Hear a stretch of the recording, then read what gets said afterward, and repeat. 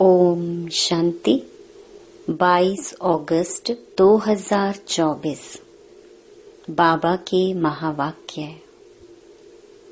मीठे बच्चे, तुमने सारे कल्प में ऑल राउंड पार्ट बजाया। अब पार्ट पूरा हुआ, घर चलना है। प्रश्न: तुम बच्चे अपने भाग्य की महिमा किन शब्दों में करते हो? उत्तर: हम हैं ब्राह्मण चोटी।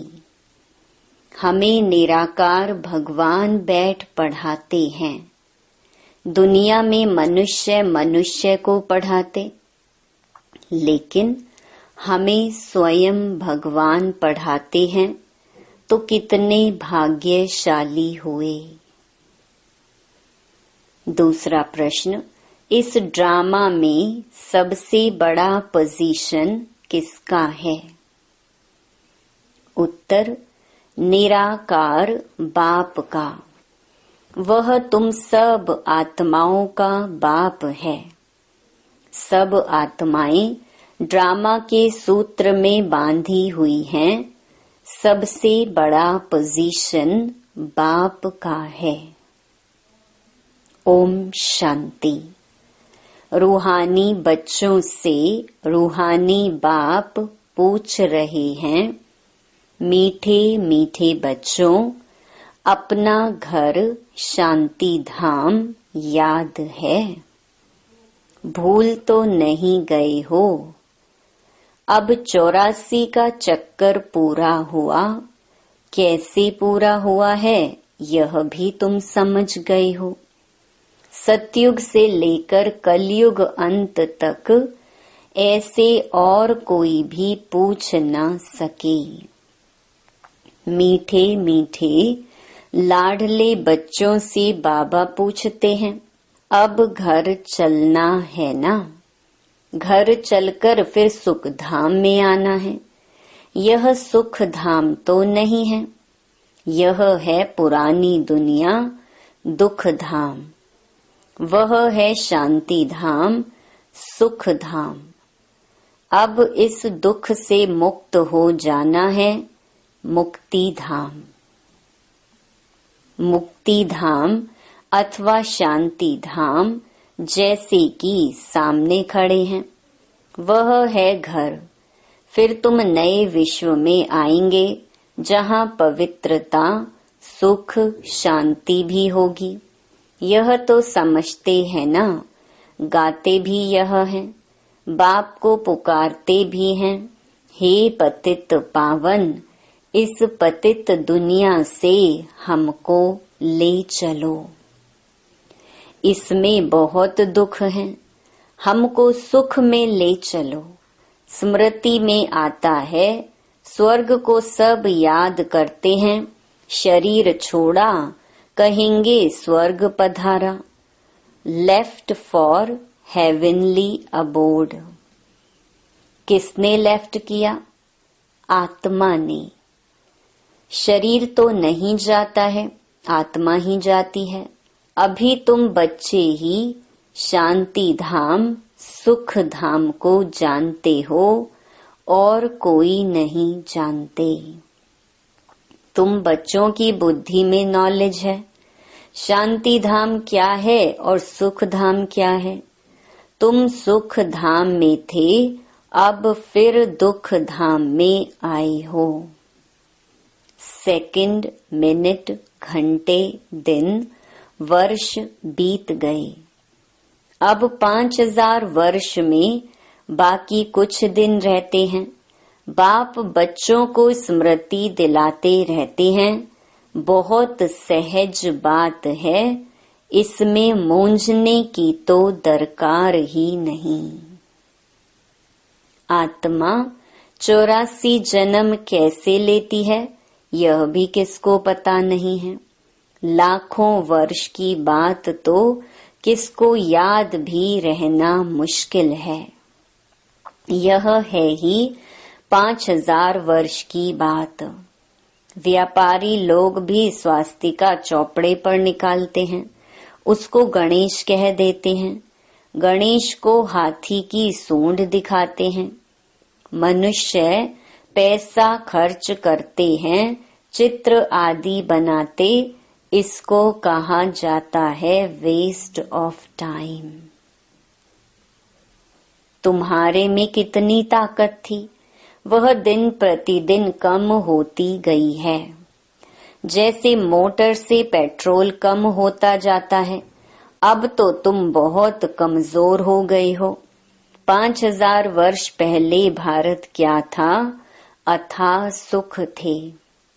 कितना जबरदस्त धन था। यह राज्य उन्होंने कैसे पाया? राजयोग सीखे थे। इसमें लड़ाई आदि की बात ही नहीं। इनको कहा जाता है ज्ञान के अस्त्र शस्त्र, और कोई स्थूल बात नहीं है। ज्ञान के अस्त्र शस्त्र हैं। ज्ञान, विज्ञान, याद और ज्ञान के कितने बड़े जबरदस्त अस्त्र शस्त्र हैं। सारे विश्व पर तुम राज्य करते हो।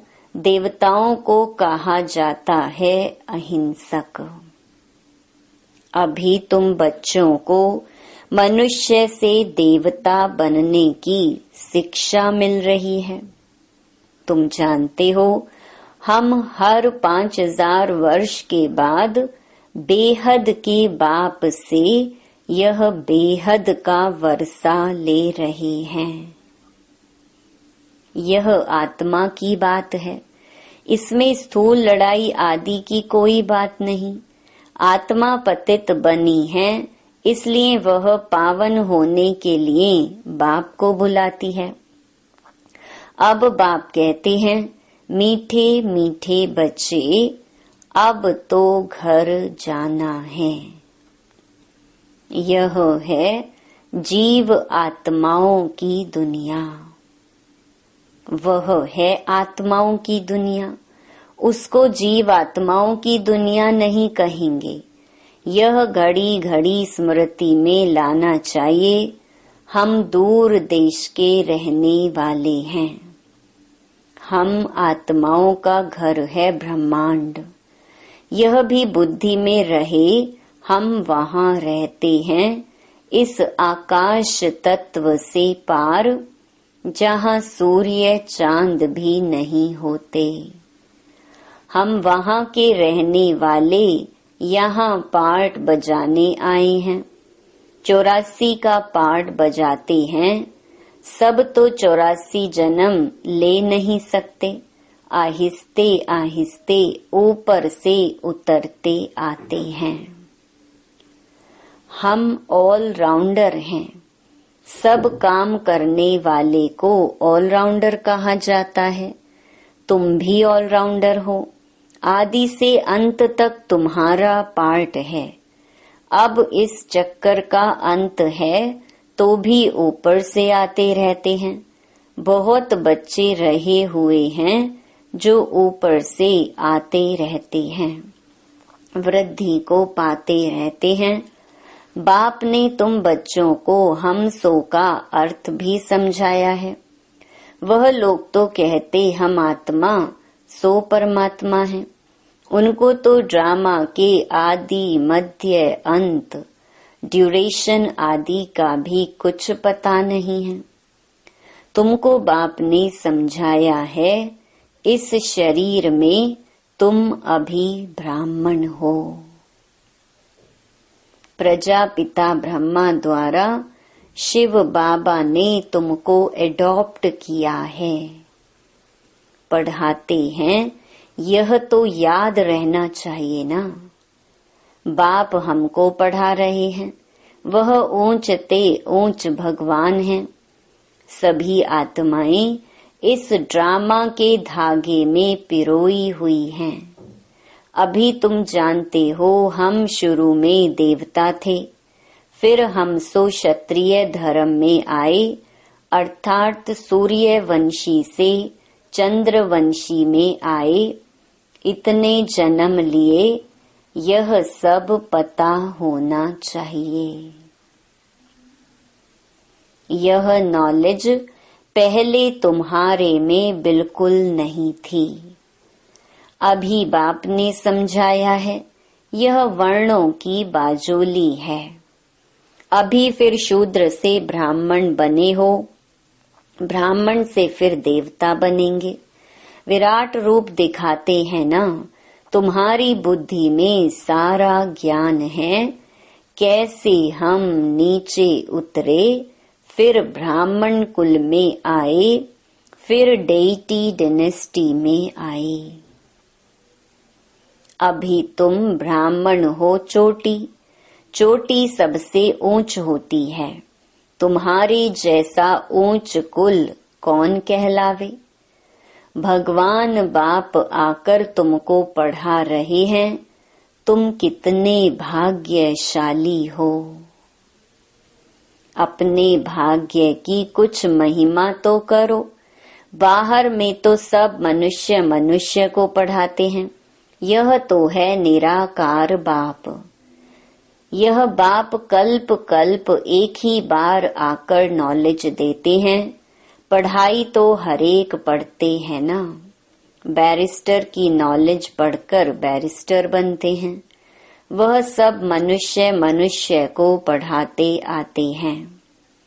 अभी यह है भगवानुवाच। मनुष्य को तो कभी भगवान नहीं कहा जाता है, वह तो है निराकार। यहाँ आकर तुम बच्चों को पढ़ाते हैं। अभी यह है भगवानुवाच।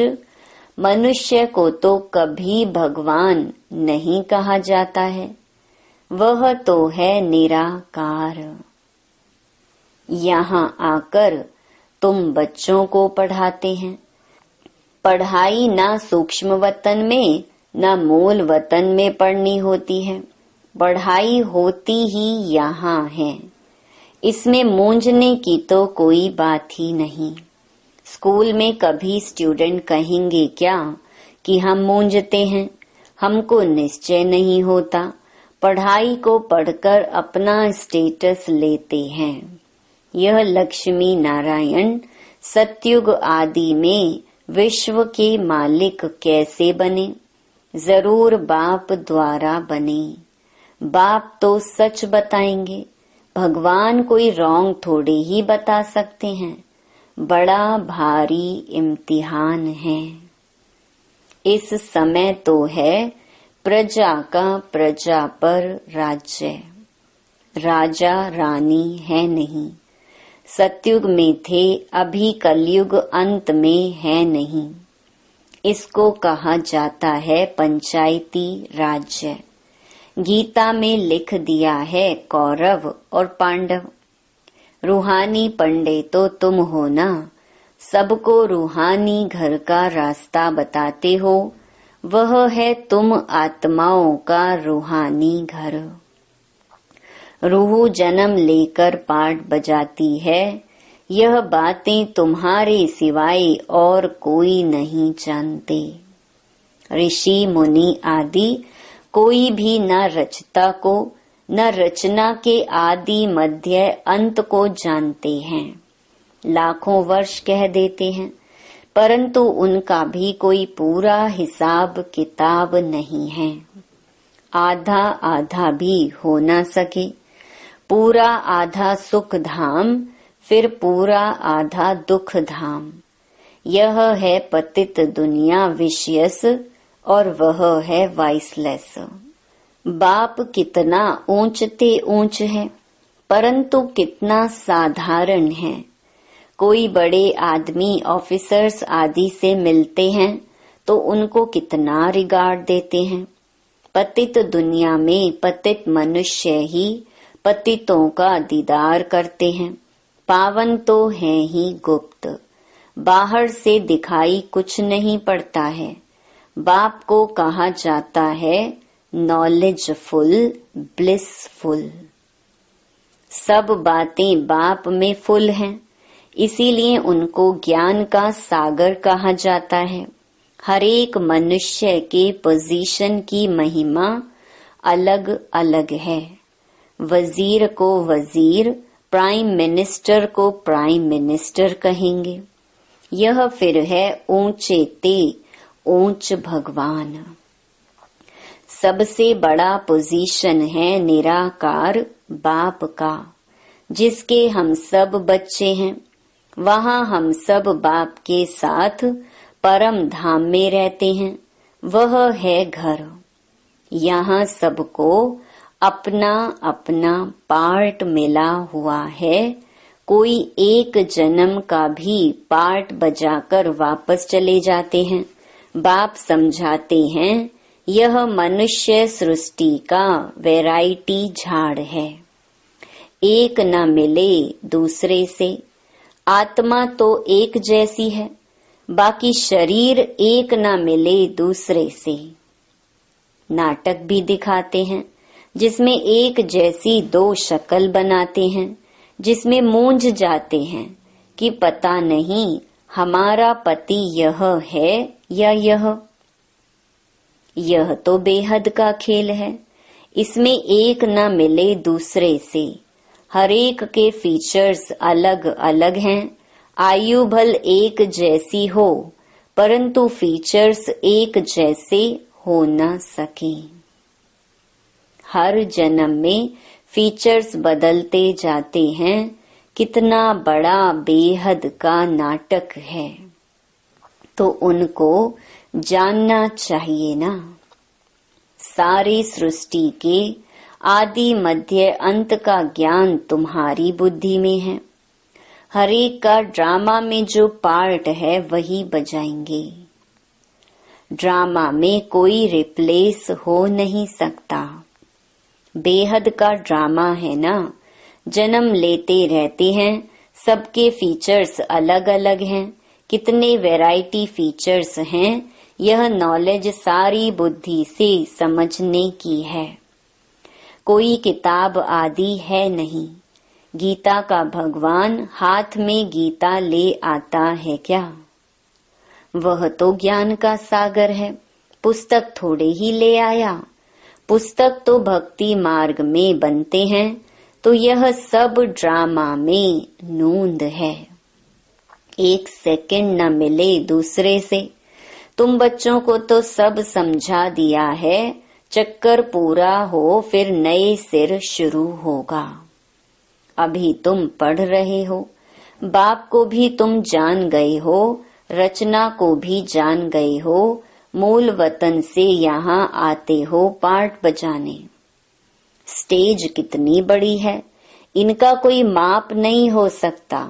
कोई भी पहुंच नहीं सकते। सागर और आकाश का कोई अंत नहीं पा सकते, इसलिए बेअंत गाया जाता है। आगे इतनी कोशिश नहीं करते थे, अभी कोशिश करते हैं। साइंस भी अभी है, फिर कब शुरू होगी? जब उन्हों का पार्ट होगा। तो इतनी यह सब बातें शास्त्रों में थोड़े ही हैं। सुनाने वाले के बदले सुनने वाले का नाम डाल दिया है। यह काली आत्मा, वह गोरी आत्मा। काली आत्मा इनके द्वारा सुनकर गोरी बनी है। नॉलेज से कितना ऊंच पद मिलता है। यह है गीता पाठशाला। कौन पढ़ाते हैं? भगवान राजयोग सिखाते हैं अमरपुरी के लिए। इसलिए इसको अमर कथा भी कहा जाता है। जरूर संगम युग पर ही सुनाई होगी। जिन्होंने कल्प पहले पढ़ा है वही आकर फिर पढ़ेंगे और नंबरवार पद पाएंगे। तुम यहाँ कितने बार आए हो? अनगिनत। कोई पूछे यह नाटक कब शुरू हुआ है, तुम कहेंगे यह तो अनादि चला आ रहा है, गिनती की बात हो नहीं सकती। पूछने का ख्याल भी नहीं आता। शास्त्रों में सभी हैं भक्ति मार्ग की कहानियां, जो पढ़ते रहते हैं। यहाँ तो अनेक भाषाएं हैं, सतयुग में अनेक भाषाएं आदि होती नहीं। एक धर्म, एक भाषा, एक राज्य की तुम स्थापना कर रहे हो। वो लोग तो शांति स्थापन करने की राय देने वालों को प्राइज देते रहते हैं। शिव बाबा तुमको सारे विश्व में शांति स्थापन करने की राय देते हैं। उनको तुम क्या प्राइज देंगे? वह तो और ही तुमको प्राइज देते हैं, लेते नहीं। यह समझने की बातें हैं। कल की बात है जबकि इन्हों का राज्य था। अभी तो रहने की जगह नहीं है। वहाँ तो 2-3 मंजिल बनाने की भी दरकार नहीं रहती। लकड़े आदि की दरकार नहीं। वहाँ तो सोने चांदी के मकान होते हैं। साइंस के जोर से झट मकान बन जाते हैं। यहाँ तो साइंस से सुख भी है, दुख भी है। इससे सारी दुनिया खलास हो जाएगी। इसको कहा जाता है फॉल ऑफ पोम्पिया। माया का कितना पोम्प है। साहूकारों के लिए तो जैसे स्वर्ग है। इसलिए वह तुम्हारी बात भी नहीं सुनते। आगे तुम भी नहीं जानते थे। यहाँ तो बाप आकर डायरेक्ट तुमको पढ़ाते हैं। बाहर में तो फिर भी बच्चे पढ़ाते हैं। मित्र संबंधी आदि भी याद आते रहते हैं। यहाँ तो बाप बैठ समझाते हैं। दिन प्रतिदिन तुम याद की यात्रा में पक्के होते जाएंगे। फिर तुमको कुछ भी याद नहीं आएगा। सिर्फ घर और राजधानी याद आएगी। फिर यह नौकरी आदि याद नहीं आएगी। मरेंगे ऐसे जैसे बैठे बैठे हार्ट फेल होते हैं। दुख की बात नहीं। हॉस्पिटल आदि तो कुछ भी नहीं होंगे। बाप को जान लिया और स्वर्ग के मालिक बने। तुम्हारा तो हक है, सबका नहीं, क्योंकि स्वर्ग में सब तो नहीं आएंगे ना। अच्छा, मीठे मीठे सिकिलधे बच्चों प्रति माता पिता बाप दादा का याद प्यार और गुड मॉर्निंग। रूहानी बाप की रूहानी बच्चों को नमस्ते। धारणा के लिए मुख्य सार। पहला, रूहानी पंडा बन सबको रूहानी घर का रास्ता बताना है। ज्ञान और योग के अस्त्र शस्त्र से सारे विश्व पर राज्य करना है। डबल अहिंसक बनना है। दूसरा, 84 जन्मों का ऑलराउंड पार्ट बजाने वालों को अभी ऑलराउंडर बनना है। सब काम करने हैं। बेहद के वैरायटी ड्रामा में हर एक एक्टर का पार्ट देखते हुए हर्षित रहना है। वरदान, अविनाशी उमंग उत्साह द्वारा तूफान को तोहफा बनाने वाले श्रेष्ठ ब्राह्मण आत्मा भव। उमंग उत्साह ही ब्राह्मणों की उड़ती कला के पंख हैं। इन्हीं पंखों से सदा उड़ते रहो। यह उमंग उत्साह आप ब्राह्मणों के लिए बड़े से बड़ी शक्ति है। नीरस जीवन नहीं है। उमंग उत्साह का रस सदा है। उमंग उत्साह मुश्किल को भी सहज कर देता है। वे कभी दिल शिकस्त नहीं हो सकते। उत्साह तूफान को तोहफा बना देता है। उत्साह किसी भी परीक्षा व समस्या को मनोरंजन अनुभव कराता है।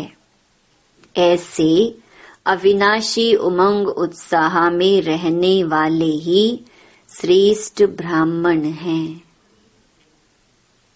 स्लोगन: शांति की वास धूप जगाकर रखो तो अशांति की बास समाप्त हो जाएगी। ओम शांति।